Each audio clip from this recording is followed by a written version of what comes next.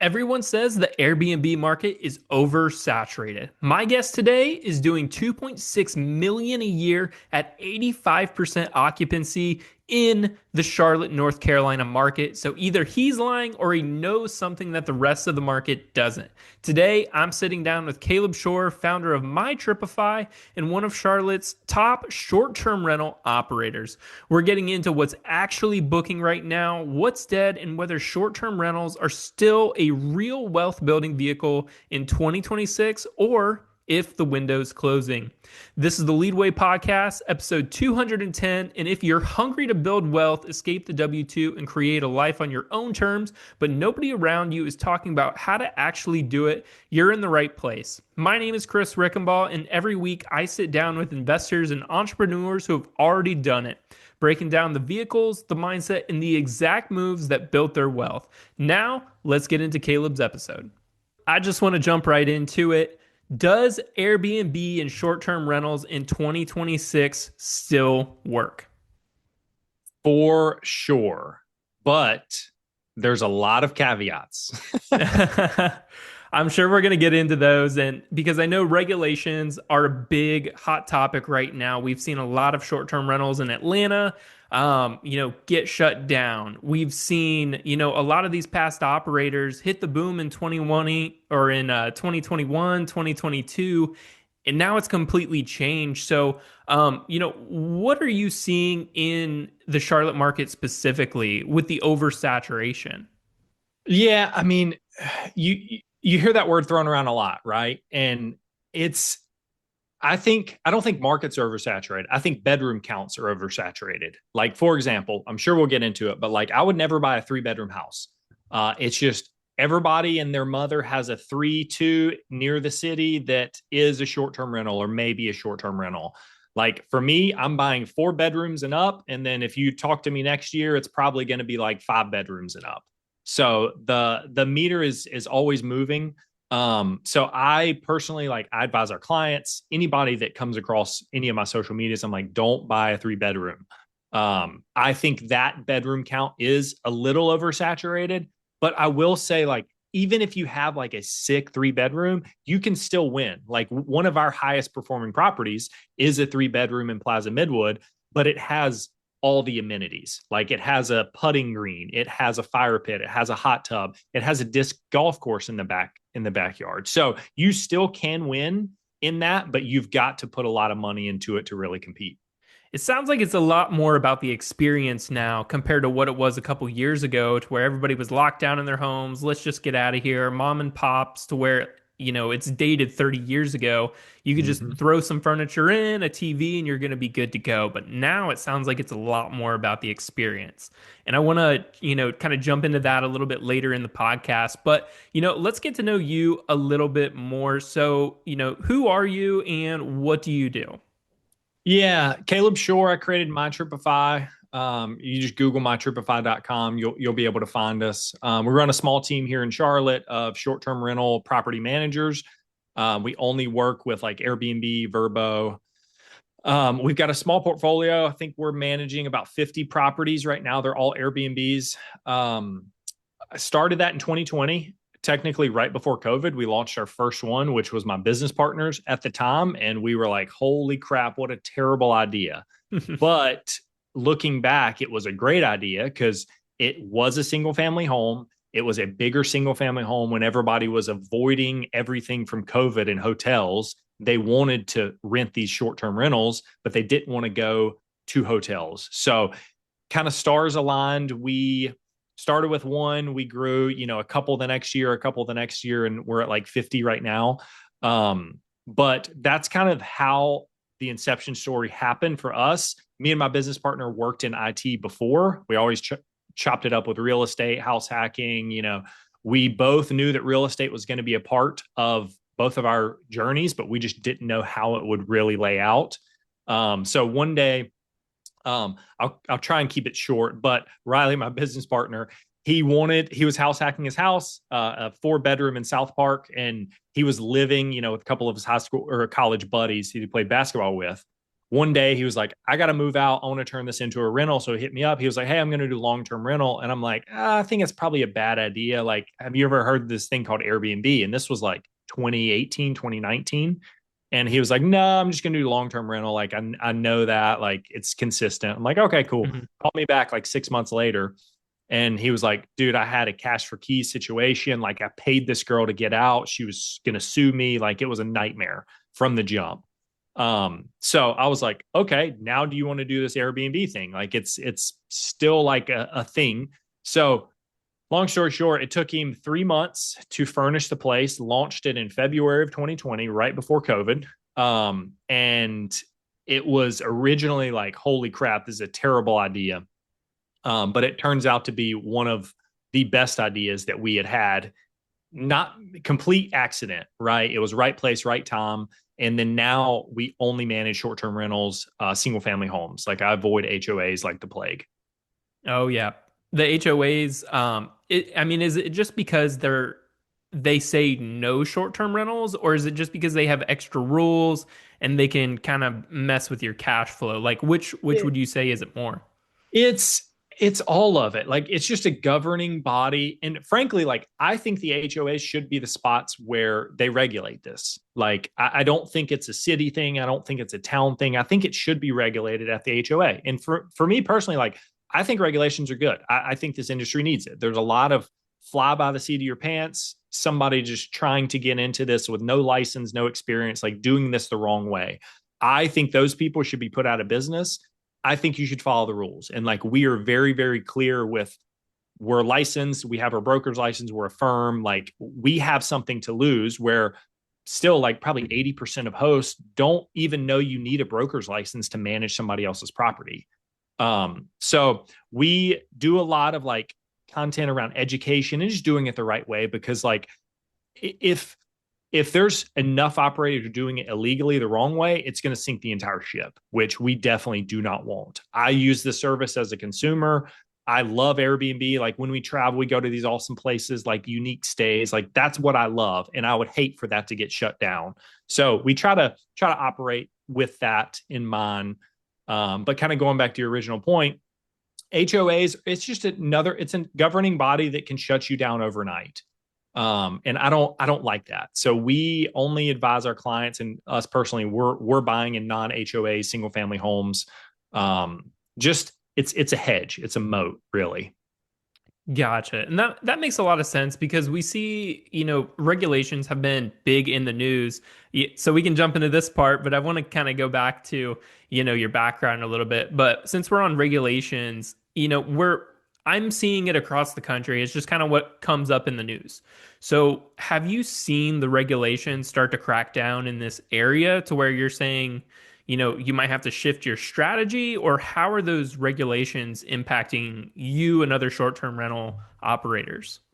Yeah, frankly, they haven't really impacted us. There was a couple years ago, the Charlotte UDO had a lot of these restrictions in place, written in pencil. And not a lot of people know that there was a case in Wilmington where the city restricted it. A host sued the city of Wilmington, and the host won. Mhm. So Wilmington lost, and they pulled all of their restrictions out, because the state of North Carolina was like, no city can regulate short-term rentals.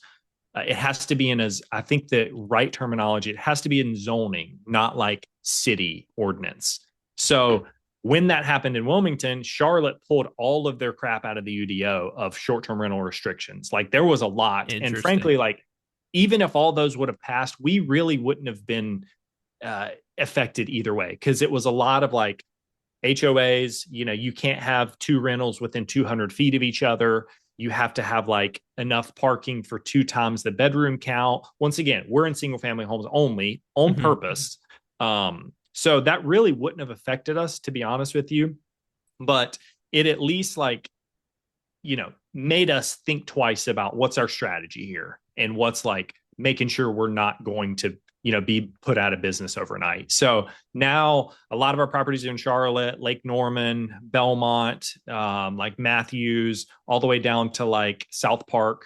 university, and then we also have a decent amount that are not even in Charlotte that we do some consulting or remote managing. So we've kind of diversified since that has happened. But I like kind of going back to it. I think regulation is good. Like I think that you want to do this the right way, and a lot of the regulation is hedging against people that are doing it the wrong way. Like unsolicited parties. Like we almost never have any issues. It's one in probably 500 where there's issues. And like, I think a lot of it can be um, sheltered by just guest vetting. You know what I mean? Like you look at their reviews. Like if they don't have any reviews or if they have a negative review, like charge a security deposit. Is it a local guest? Do they have a 704 number, a 980 number?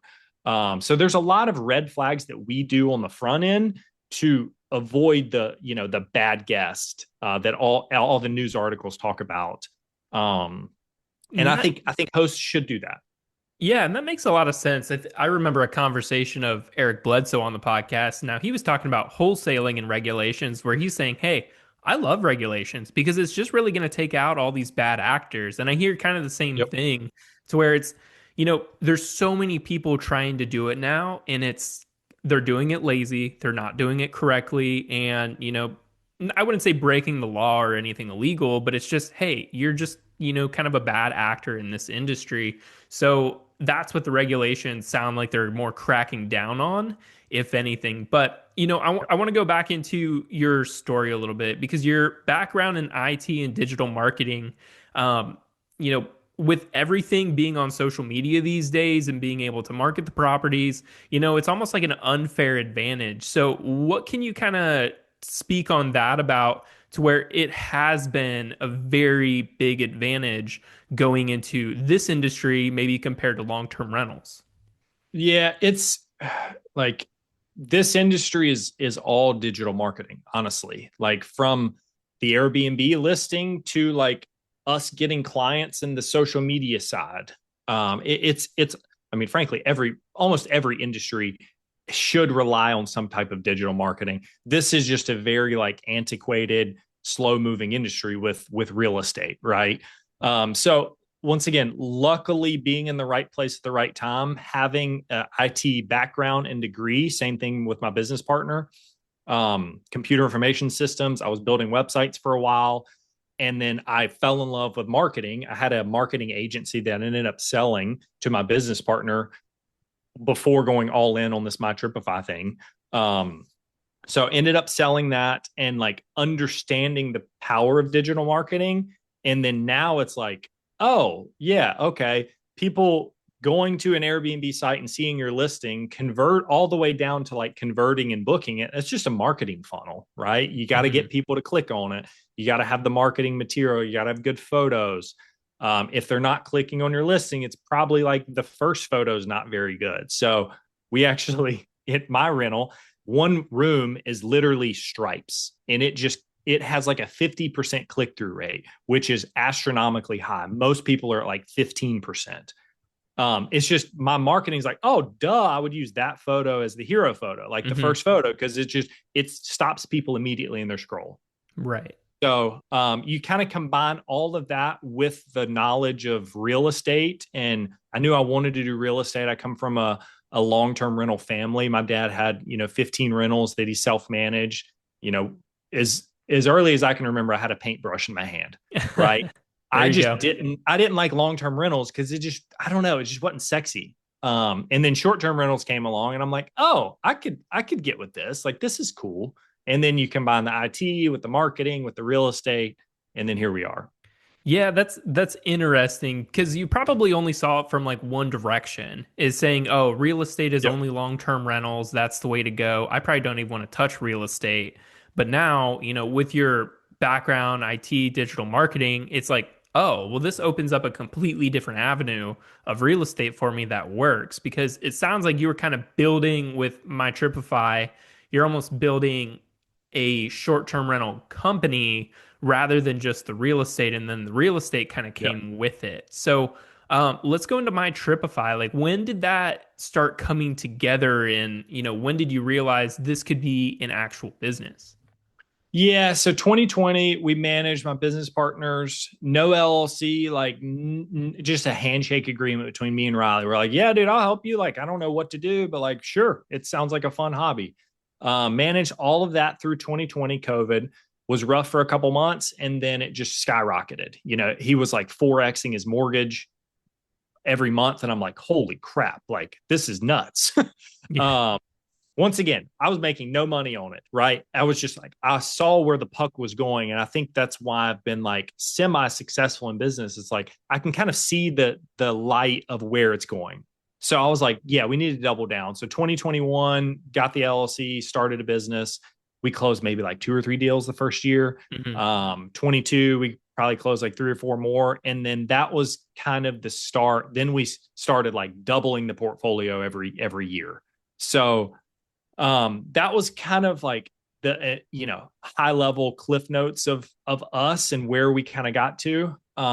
We've always said like we need to franchise this business, not like in a sense of we're going to actually franchise it and then copy paste into different Yep. markets. We just want to build it like a business, right? I think a lot of hosts and a lot of business owners just create another job for themselves, where like we never wanted that. And luckily we both aligned where like we wanted to build a team. All of the profits for the first couple of years, just we put it back into the business and the systems and software to like automate as much as possible. And now it's like going to pay our employees salaries. Like that is the goal. I've got an assistant. We've got 5 full-time team members.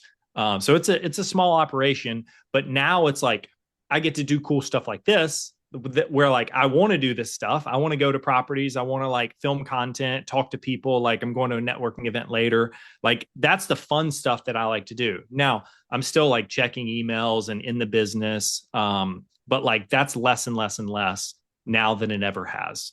So we always had the goal of like building it like a franchise, set up the systems, build the team, and get ourselves out of a job, honestly. Yeah, and we had a guest on recently, and she was talking about specifically that. Being able to build out the businesses because it sounds like you guys had your idea from that from the beginning. Like, hey, this is a business, we need to treat it like a business. To where a lot of business owners just don't do that. They get in, they make it a job for themselves, and 5 years later, it's this monster that they have to kind of peel back the layers. They have to hire out, and it's really painful. So it's cool to see that kind of started in the beginning. And now, did you have any like business experience going into it, or this is kind of all like, hey, we know we just need to automate, and that's going to give us our time back down the line? Not really. Like I had a couple businesses, like I built websites with a buddy or two. We sold, I don't know, maybe 10 of them. Like not a lot of business experience. A lot of what we found is by trial and error. And then also like reading books. Like in my free time, I'm talking to other entrepreneurs. I'm like listening to business podcasts. Like if I'm at the gym, I do not listen to music anymore. It's podcasts with other business and marketing. Like that is my passion. And I'm listening to as much knowledge as I can and reading as many books as I can. One that really kind of broke my brain, obviously, Rich Dad Poor Dad. That was like the Oh yeah. first real estate one. I'm sure everybody knows that one. Another good one from an AI guy now, Dan Martell, Buy Back Your Yes. Time. Yep. So good. Oh, it's so yeah, I read that last year and just how simplified it is to be able to implement what he's talking about. How Yep. did you guys implement that? It was like, what is your like buyback rate? I think is what he calls it, where like any task under this, um, hire it out, delegate it. That's when we got an executive assistant for me and Riley. Like I don't even really look at emails anymore. My EA is like filtering the emails, and I'm only focusing on like the 10% that need my attention. Um, Same thing with my business partner. That was one where it's like, oh, duh, okay. Like the buyback rate, the God, what's it, the buyback quadrant or something, where it's like four Yeah. quadrants, and you only need to work on one of those four, which is the things that light you up and that make you money.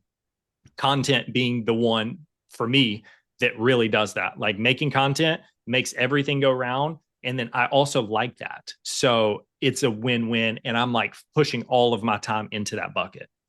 Yeah, that makes a lot of sense. Now, it you mentioned that you have an assistant doing that. Have you implemented AI or anything into that? Because all Dan Martell is now, I mean, it's full Yeah, AI. it Like, is. how are you implementing that into the business? Yeah, I luckily in a unique spot where like I'd probably say a third of my day is like dabbling with AI. At least 2 or 3 hours a Oh day yeah.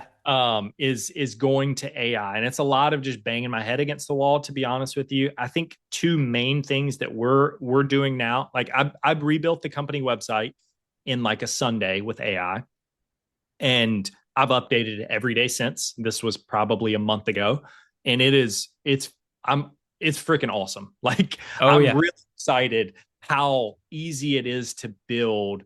Like, dude, we like integrated some APIs with AirDNA. Like we integrated some marketing stuff with it.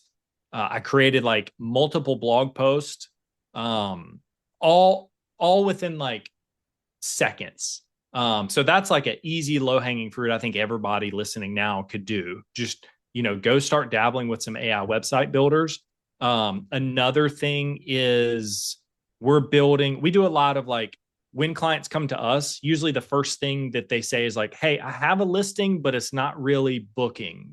I'm not hitting the numbers I did last year." So Hmm. we built a listing optimizer tool using AI where you plug in the link and it AI automates everything. It'll rewrite the description. It'll show what hero photo that needs to be first. It'll look in like your back end analytics into Airbnb.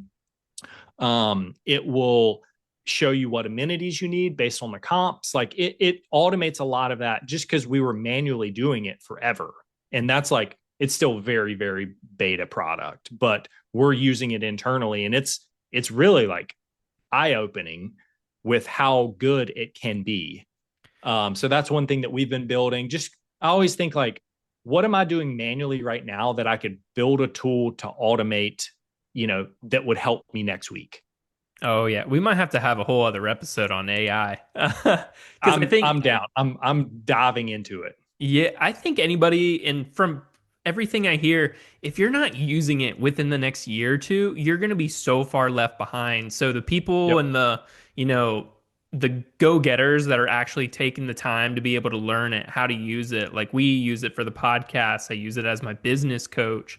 What should I be doing today? And, that helps direct my day. And it checks in at the end of the day. It knows the day, it knows the time. So it's so cool. And like I said, if you're not using it now, like it's going to be interesting to see how far behind everybody else and who Yep. gets separated. But being able to separate yourself from the crowd, kind of a good segue is, you wrote a couple years ago that only 10% of properties make good short-term rentals in Charlotte. Is that number still 10% today in this year, or, has that dropped? It's went way down, to be Okay. honest with you. We also same thing. We haven't even talked about it. We built a tool where you can import an MLS file and then underwrites all the properties on the market in a second. So on average, we're running that once a week. We usually run like 400 to 500 properties that hit the market every week, and then we've got an investor list that we'll send the best deals out. Usually, of those 500, there's like 1 to 2 a week that are good short term rentals. So whatever that percentage is, like 0.001 ish, are good short term rentals. And I think like zooming out a little bit, I don't. I think you build it. You have to build the short term rentals now. Like you almost don't buy good short term rentals. Like you can pretty much build one in Indian Trail right now. I could go there, look at the market, and be like, okay, yeah, 4 bedrooms, 2.5 baths. I need to sleep 12 guests. If I can out amenity everybody in that market, like you're still gonna win. So it's not only like it's not finding the needle in a haystack now. It's like what amenities do I need? What design do I need to really stand out? And I think it's a little comforting, right? Like you can control the outcome now. And maybe like I'm seeing it on the wall of like if I build something in Indian Trail and do those things like add a hot tub, add a game room in the garage, like hire a professional designer, do the string lights outside with twilight photos. Like you almost can't lose. And we've been telling everybody that it's scary for people. Like we just finished mine and I spent like 45 grand in furnishing and amenities. And that's like a lot of money, right? Oh yeah. But I know that it's going to pay for itself. I know it will. I did literally every amenity under the sun: sauna, wellness retreat, gym, Tesla charger, karaoke room, repainted the whole house. Like it's got a pool, it's got a hot tub. It literally has everything that I could think of. I was like, we're doing it all here. And if somebody wants to like have a sauna, like, okay, we're one of three in the entire market that has that. Okay, you add a pool, you add a hot tub, you add a game room, like we're one of one. So I feel like you can do that. That'll give me, at least a 5-year runway before everybody else catches up. So that's where I'm thinking, that's where I'm coaching our clients on. And anybody listening to this, like if you buy a 4-bedroom out amenity, mostly everybody else in the area, like you will win. There's plenty of business to go around. Yeah, and that's interesting to hear because um, I think what scares the most people away from Airbnb is, they're thinking, oh, I can just go buy a house, I can throw some furniture in it that I found at Goodwill, and I can rent this thing out and make 3x my mortgage. And Yep. like you're saying, it's just not like that now. You're probably going to have to put a good 50, 60, $70,000 into it to make this a good investment now. And I think that's kind of what scares a lot of people away. Like I was talking to a guy who owned a couple Airbnbs a couple years ago when they were doing really good. He's like, man, I want more of those. And then we were talking about one of the, botched flips we had. And I said, hey, we could turn this into it, but this is going to be the page or the check that we have to write. He goes, yeah, I don't know about that. So, being able to separate yourself because you can see the vision. This is your business, but like a normal short-term operator, it's almost like a bigger barrier to entry right now. Yep. Is that what you're kind of seeing? Yeah, for sure. Because everybody's in that kind of 21 mindset where you furnish the place at IKEA. It's like white and sterile, and it used to work, right? And nowadays, like we'll go back and like update the comps of properties that we've had since 21, and I'm like, holy crap, there's 6 brand new, renovated, amenitied out places that now we're competing against, Hmm. right? So we'll like send that to the owners and be like, hey, look, there's 6 new properties that hit the market in the past year. Like we need to step our game up. We need to add a fire pit. We need to do this. We need to do that. But it's a business and it needs to be treated as one. It's not like a set it and forget it, where if you haven't updated your property in a couple of years, like you're probably leaving some money on the table and you're kind of getting left behind. Similar to like what AI is going to be, like you mentioned earlier, in a couple of years, like the people who are early adopters and like are willing to buy in and waste some time and money trialing and error it are going to be the ones that are ahead in the next couple of years. And we were talking about amenities a little bit. It's like, hey, you have to out amenity the other person. What was something popular 2, 3 years ago that isn't even on the radar anymore? Like, what's working now compared to what was working then? Yeah, I mean, honestly, a couple years ago, like you didn't really need any amenities. Now, like it's almost, I think it's a non-negotiable. Like you need, a fire pit. You need some like outdoor pavers. I think a hot tub is one of the easiest ones to do to drive the revenue up. Like string lights. I would say the biggest ROI is string lights. Like you put them over your fire pit outside, you take the twilight photo, like a couple $100, and it makes bookings happen so much easier. But I'm thinking more of like I always think bigger, right? Like okay, hot tub, like sauna, like some of these big movers. Those are the real jumps where, like I know adding a pool, I wouldn't buy a house and add a pool because it's 70 to 100 grand. I would just buy a house that already has a pool. I know that adds like 20 to 30 grand in gross revenue every year. Hot Mhm. tub adds like 5 to 10K in gross revenue every year. Sauna's like 3 to 5 grand.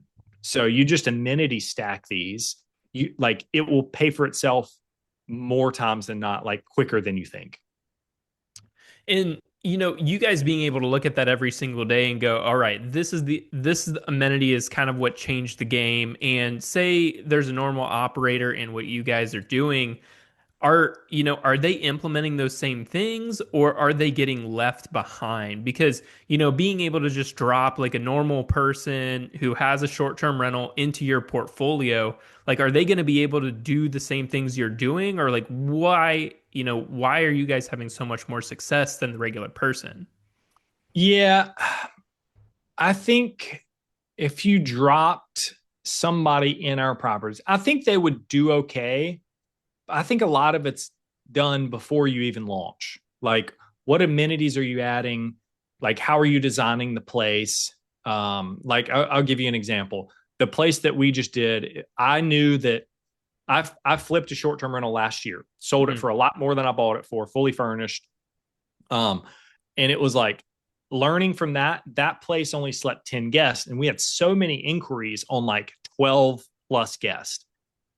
I flipped it. I was like, so I bought 1,000 square foot bigger house, nicer, more renovated in 1031 into that one. And I was like, oh, okay. The number one goal is we're sleeping at least 12 guests here. So we added cots, we added day beds, like we did kings over queens. Like we knew that going into where it was like there's such a market on the higher end of like the guest count that those people will pay so much more because there's just not that many places that sleep 12. So that was the first thing I told our designer. I was like, hey, I need to sleep 12 guests from the jump, like build this house with that in mind. And that was like the only thing that I told them to think through everything. So like all the seating arrangements, our dining room table can sit 12. Like our karaoke room, you can sit 12 people in there. So that was the thought behind it. So we like built that in mind.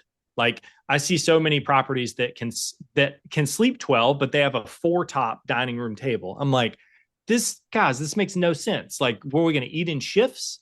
Uh, like parking, you can only fit two cars in the driveway and there's no street parking. Like that is going to cause issues down the road. You're going to get bad reviews and it will slowly degrade the quality of stay, which hits your bottom line in the end. So, like, thinking through parking and eating with the guest count, like all three of those need to match um, at the place if that's like what you're really going for.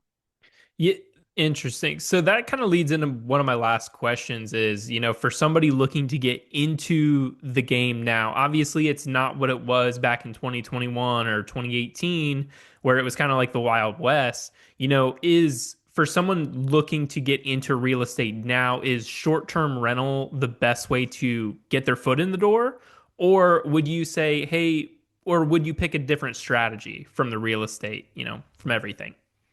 Um, it depends on like what you want to do in this, like in your life. I am head down in short term rentals. So, yes, I would say short term rentals is the goal. Now, I also understand that like to do this well, you need to have a lot of capital to do it. Cause Hmm. like I would not buy, a 3 bedroom and not spend 35 grand in amenities. Most people can't do that, right? Right. So if you're going to do it, like make sure you can do it. I talk to a lot of people just starting out where they're like, yeah, like I don't have 150 liquid to down, 20% down, and add all these amenities. Like that's where I think more of your skill set comes in, where like you can wholesale properties for like almost no money, right? You can flip properties. That's a little bit different skill set, but like Hmm. that'll get your feet wet. That'll get you to like learn the industry, start connecting with other people like buyers, sellers, investors, property managers. Like that's I think a very easy point in. Another thing that I get a lot is rental arbitrage. Do you know rental arbitrage is, Chris? Yep. Yeah, Okay. that was one of my questions. It's like because that was the hot topic a couple years Yep. ago because I looked into it. Yep. For anyone not knowing what that is, it's essentially you long-term rent from an investor, and then you get permission to short-term lease it on like Airbnb. So let's say Chris has a property, I rent for 2,500 and then I furnish it, 10, 20K, and then I can rent it on Airbnb and then I make the spread. So it's a sublease, Mhm. really. It is illegal, by the way, in North Carolina. Like you need a property management license to do it. Not a lot of people know that, but frankly, it doesn't stop anybody. But that has been a huge topic of like a very low entry point with short-term rentals, right? You could probably furnish a place for like 8 to 10 grand, and hopefully you make the mortgage every month. I know way too many people that have tried that and went out of business, like over and over and over again. Like a lot of our clients came from people that had arbitrage people in their places. Like 4 of our new clients, they had 4 arbitrage people. All 4 individuals went out of business. They couldn't Wow. pay their mortgage. So it's a very risky situation. I don't like it because you're the first one to get screwed, really. Like you're paying your mortgage, you have 10K in furnishing. Like if you don't hit it, you're still paying the mortgage. Like the landlord is the winner here in this scenario. A couple years ago, it worked well because rents were lower and demand was much higher for like these. You could put up anything with IKEA furniture and you would do well. Mhm. I don't like it for that. I still got a buddy that has 15 units that does pretty well, but now he's buying properties, so he's using that cash flow to like actually buy the asset, and then you tap into tax benefits, appreciation, loan pay down, and all that. So, long-winded answer, No, but there's that's awesome. multiple ways that you can get into this industry. Yeah, I only asked that because I remember having a conversation not too long ago. It was a couple, they're just looking to get into real estate and they were talking about, "Oh, well, we just took this course on subleasing. We opened the 0% interest cards. We're looking for this." And I'm like, I don't know about that, guys. So yeah, it's interesting to hear you say that. But I see some of the short-term operators that have quite a few units, they start looking into bigger projects. So is that something in your future, kind of look into the hotels or something larger? Yeah, I'm actually one of my goals this year was to do like a micro resort.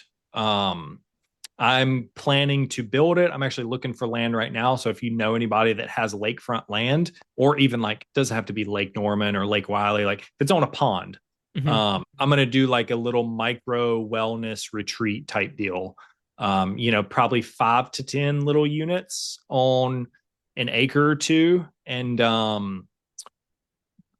I don't know what the end goal is. Maybe sell it. I don't know. But I think like the micro resort, the unique stay, like for example, I know a girl that has a tree house in Huntersville. Like Hmm. it's a tree house in Huntersville, like 400 square foot, but it is sick and it paid for itself like in the first year and a half. Wow. So there's a lot of people getting into like single family homes. I think like the unique stays is the next like big wave. I do know a lot of people kind of getting into the boutique hotel as well. Like I do like that space, but I think more the wellness retreat is going to be my next big move and where I think the puck is going. Um, and I don't know, it's fun. Like I would stay at a place like that. So I want to build the place that like I would actually stay at. Yeah, I asked that because I had Gideon Spencer on the podcast, and he owns seven or eight boutique hotels, and he's doing a lot more teaching on the micro resorts. So when you Oh, said that, yeah, he's super cool to reach out to. Lots of knowledge. He's deep in AI. But yeah, I see the micro resorts because that was something I was kind of looking. I was looking into the boutique hotel space, and then I'm like, all right, let me dial this back, look at our situation, and let's focus on this other thing for a while. And we'll see what the market looks like then. So yeah, I'm definitely interested to see how that turns out. So yeah, anybody looking for or that has land lakefront, make sure you reach out to Caleb. Where would be the best to connect with you? yeah, probably Instagram. That's where I'm most active. Caleb W. Shore, or the website mytripify.com. That has all the info on how to get in touch with us. But yeah, that's usually the best place. Awesome. You know what's coming up for you that you're excited about? I mean, AI. Like we need to do a whole nother topic on AI. Like you talked to my wife and she's like, "Shut up about AI." Same. Um, Oh yeah. but dude, it's I don't know, man. It's like really exciting, especially from a place of I like to automate and systematize as much as possible. And like a computer can do that much better than a human can do that. Like for example, I've got like this daily brief of it's just a Claude script where it just summarizes the day, like what's on my calendar, what's in my emails, what Slack messages did I miss overnight, like, and it just summarizes like, okay, here's the top 3 things you need to work on, right? Um, like that's an easy example of how to leverage AI to get more time back. But that's a whole nother topic. And Oh yeah. frankly, I come back in 6 months, I'll be talking about other AI things that we've dabbled with. Yeah, I'm definitely down to have that conversation soon because I just had Jonah Corchin on and he's deep in AI too. He's built like his whole business and basically got rid of like all his entire team and now they're just AI agents that he's built and working on. So, yeah, super cool to see that. But Caleb, this has been awesome. Thank you so much. Definitely learned a ton on this.